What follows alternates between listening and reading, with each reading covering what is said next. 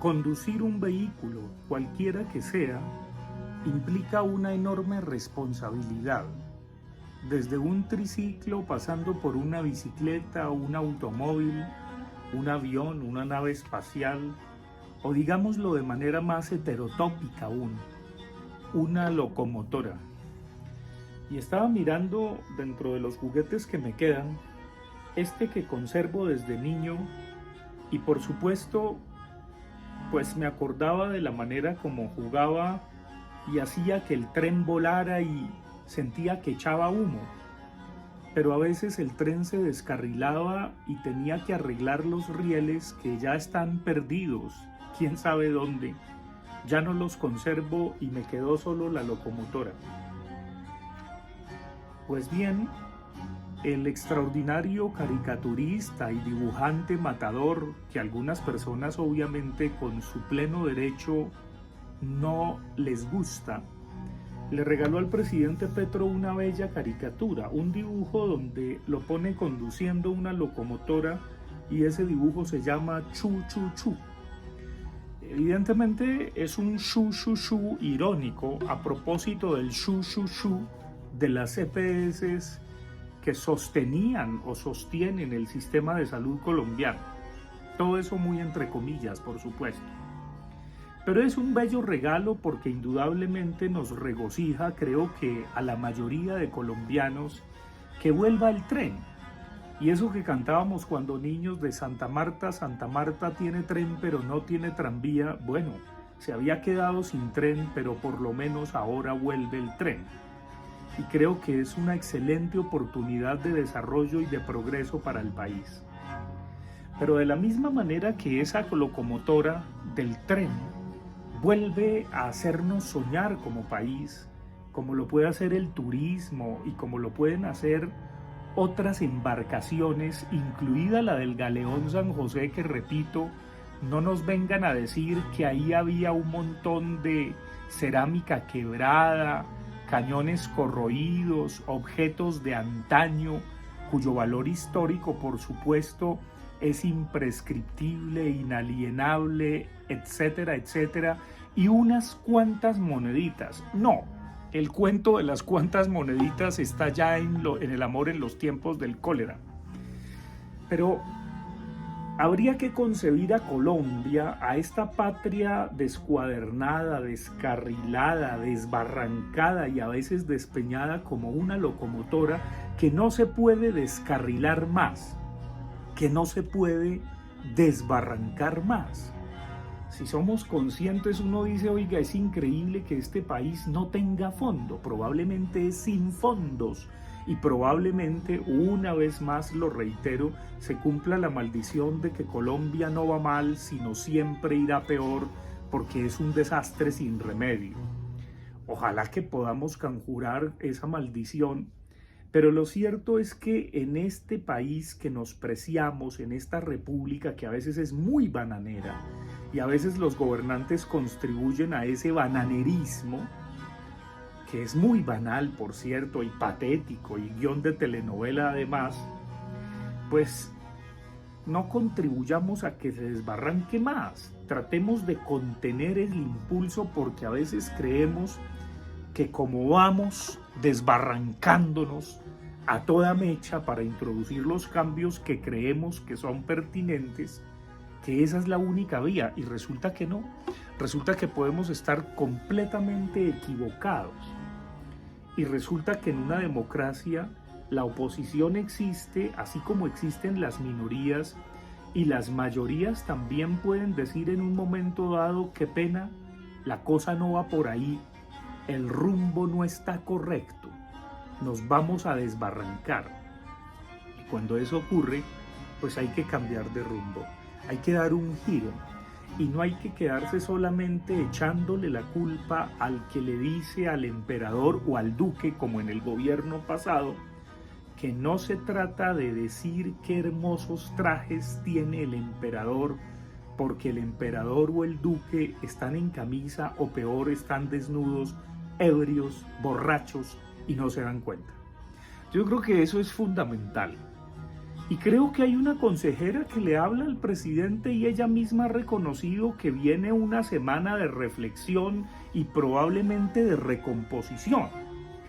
Sí, de reflexión, pero no solamente una semana, porque así como uno en la vida permanentemente está midiendo qué estoy haciendo, qué quiero, para dónde voy, cómo va mi rumbo, qué quisiera hoy, lo mismo pasa con el país y lo mismo pasa con una nación como Colombia y con administrar una república tan compleja como esta, que a veces es republiqueta y republiqueta bananera por culpa de los políticos que nos gobiernan a diestra y siniestra, arriba y abajo, adelante y atrás. Un elemento fundamental, así como en la vida personal, en la vida íntima, es que uno no es ni salvador, ni redentor, ni mesías de nada ni de nadie. El que se cree mesías termina crucificado, pero además no se puede bajar de la cruz. Y no va a tener un Padre Celestial que lo salve, ni una resurrección con efectos especiales a la Steven Spielberg, porque eso solo existe en las películas. Creo que hay que conjurar el narcisismo y la megalomanía, al igual que la ramplonería.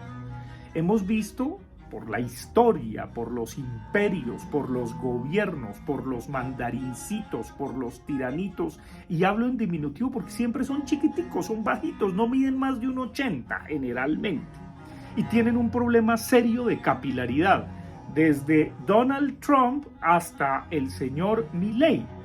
Tienen un problema de capilaridad, los unos porque tienen mucho cabello y los otros porque se quedan calvos, y en su virilidad y machismo narcisista, pues es aterrador envejecer con dignidad y mostrar su calva. Quedamos calvos, nos volvemos canosos, fofos, gordos y panzones. Esa es la vida. Y entonces a veces anteponemos más eso que el administrar un país, que el regir los destinos de todos los ciudadanos. Y en todos los ciudadanos cabe todas, todes, todos, las leslis, los luz, si es que de eso se tratara, en lo política y lingüísticamente correcto. Y creo que las marchas de hoy, que en su mayoría altísima fueron pacíficas y multitudinarias, deben hacerle un llamado fundamental al gobierno del cambio y decirle: hay que hacer un alto en el camino, hay que reflexionar y acordar.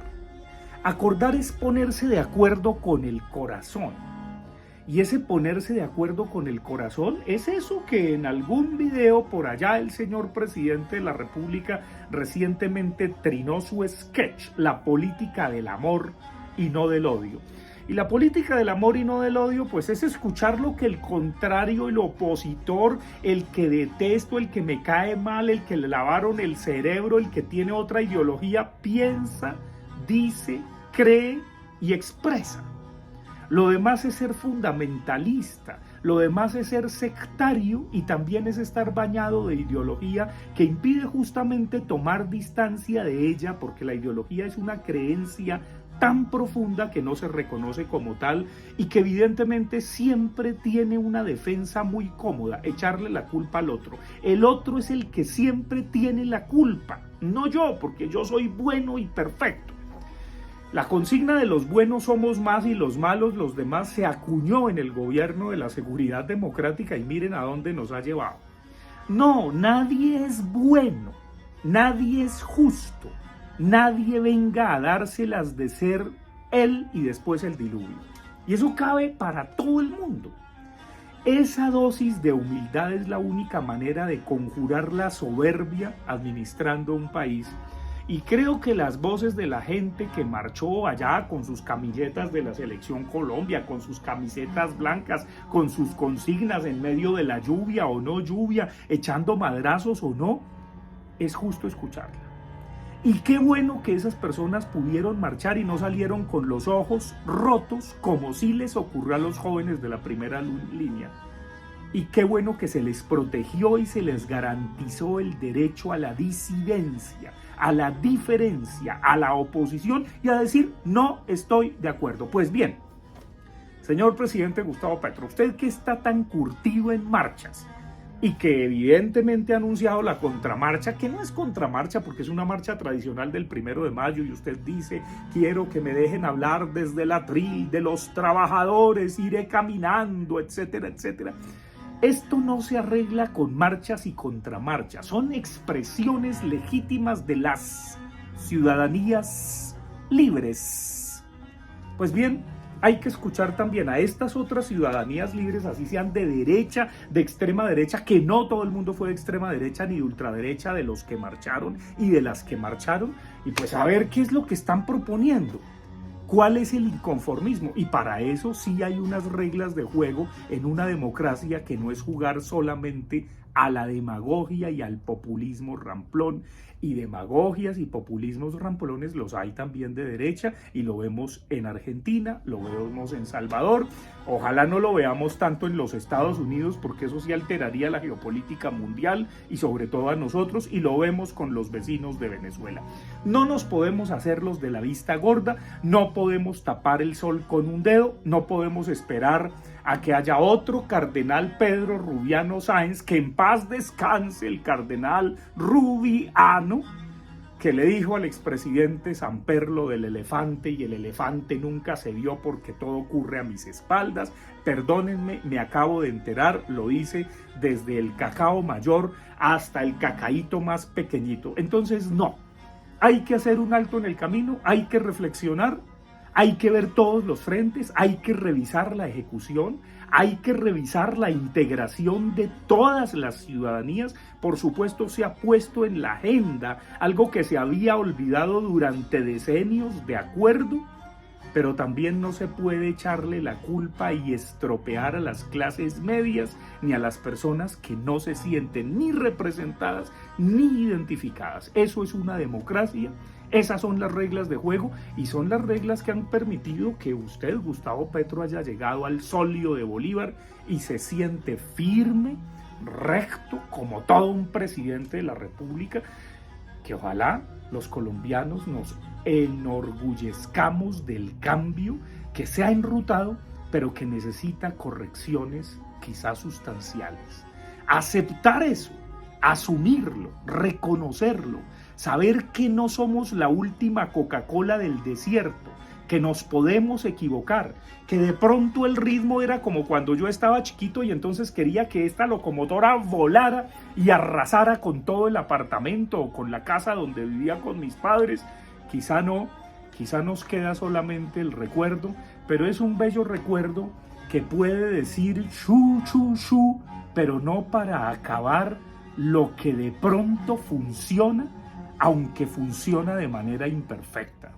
Hay muchos frentes, habrá que asumirlos, y hay que pedir mucha sabiduría para que entre todos salgamos del atolladero y podamos algún día decir: pues este país es un arco iris de todos los colores. No seamos tan petrificados ni quedemos petristes, rascándonos o sobándonos la herida abierta y echándoles la culpa a los demás, sino todo lo contrario. Asumamos que es un momento histórico, un momento coyuntural, y volvamos a eso que usted predicó en campaña: un gran acuerdo sobre lo fundamental, que hace gala del finado Álvaro Gómez Hurtado, también asesinado en esta patria desangrada, y que evidentemente tiene que ver con ese emblema indiscutible de Álvaro Gómez Hurtado, Antonio Navarro Wolf, Horacio Serpa Uribe, y allá estaba Orlando Falsborda y todos esos constituyentes que de verdad lo fueron.